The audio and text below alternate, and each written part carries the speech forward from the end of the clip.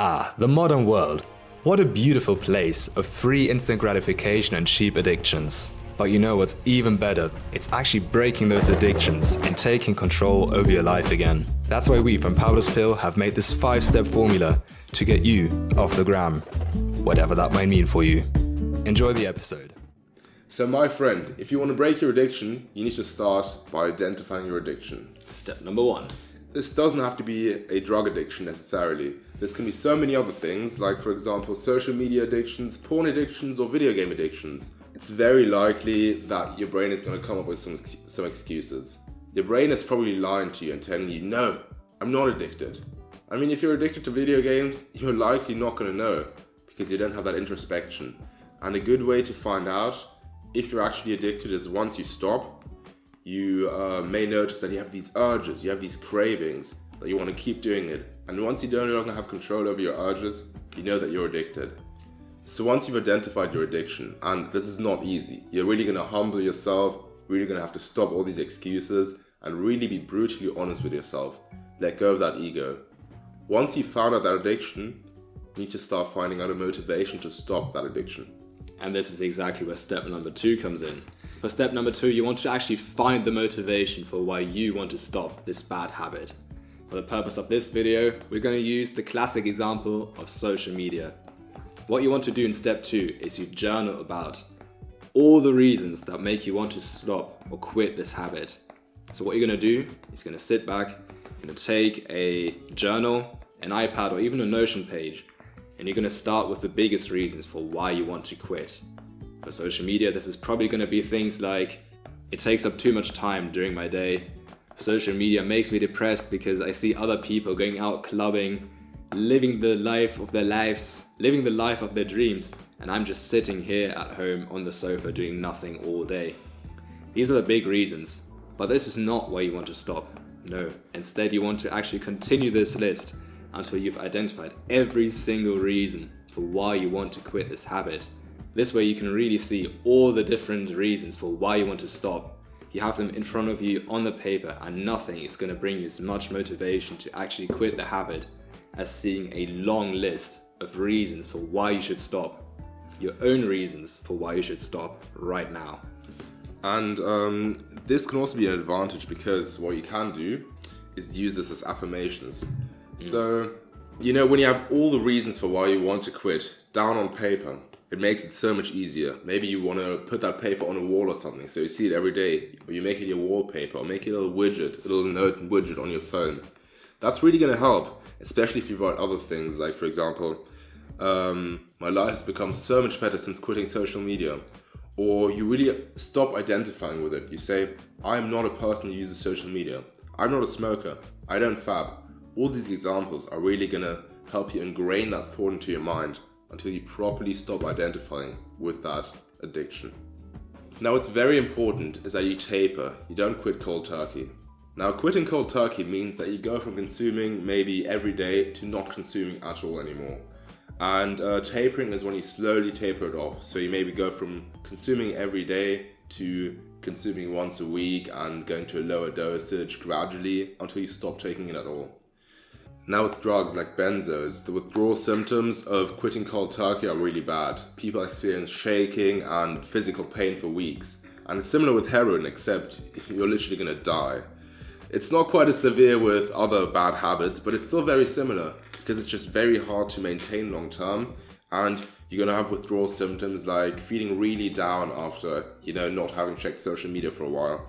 That's why some people, they say it's good for them and they burn out if they don't use social media because it's relaxing and stuff. No, you're just experiencing the withdrawal symptoms. That's what makes you think that you need this. Because it literally releases so much dopamine in your brain. These algorithms are designed to release the biggest amount of dopamine in your brain that they possibly can. If you want to know more about this, check out the film or the documentary The Social Dilemma on Netflix. They explain exactly this concept. Social media is literally designed like a slot machine at a casino. The way that I, for example, tape up my social media use is that I got an app blocker on my phone, which basically blocked Instagram every second hour for me. Meaning, say from 12 to 1, it was completely blocked. I could not access Instagram. From 1 to 2, I was able to use it. From 2 to 3, I wasn't, and so on. And then from 8 in the evening, it was completely blocked till 10 a.m. the other morning. Now for the first 2 or 3 weeks, I always opened Instagram out of reflex. And surprisingly, I always caught Instagram right at the time where it was blocked. So after 2 or 3 weeks, my brain actually learned that Instagram is just going to be blocked anyway, even though it wasn't really. It was open every second hour. So after 2 or 3 weeks, what happened was that I actually lost the motivation to open Instagram at all. Whenever I had the temptation to open Instagram, I just thought to myself, well, it's going to be blocked anyway, so there's no point in trying. That's a very important point, because what happened with you is that you had the app and you knew it wasn't gone completely. Every now and then you could have still accessed it, but you just lost that motivation. And that's kind of the point that you want to be at. You have a level of willpower where you can have the app on your phone, but you just don't use it. You don't need a blocker anymore.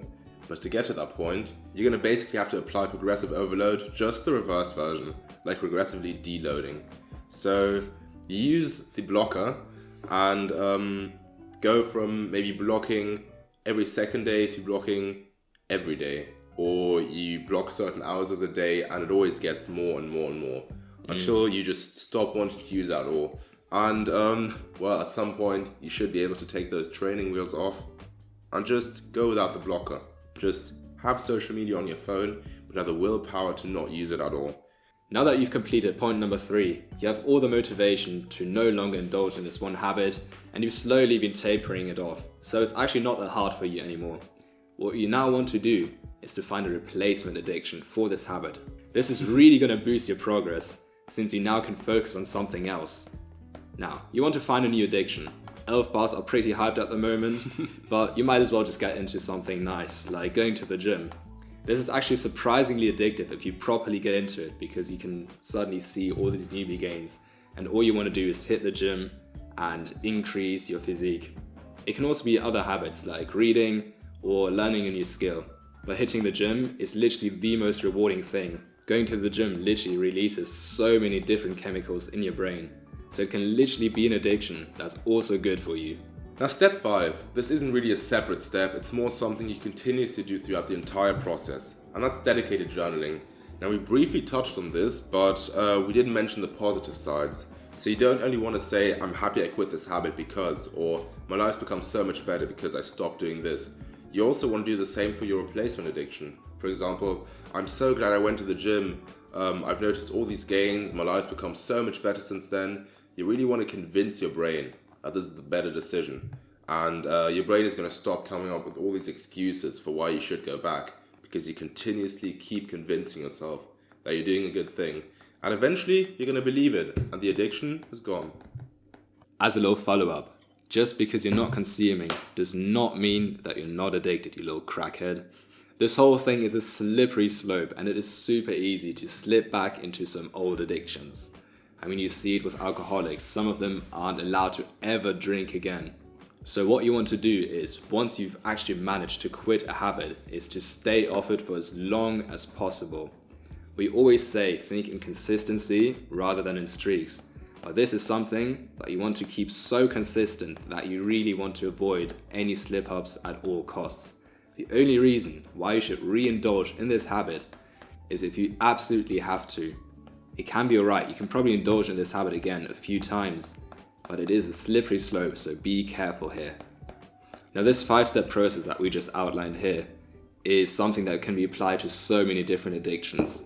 If you want to quit some drugs, consult a doctor, we are not doctors, and quitting drugs, and there goes the light.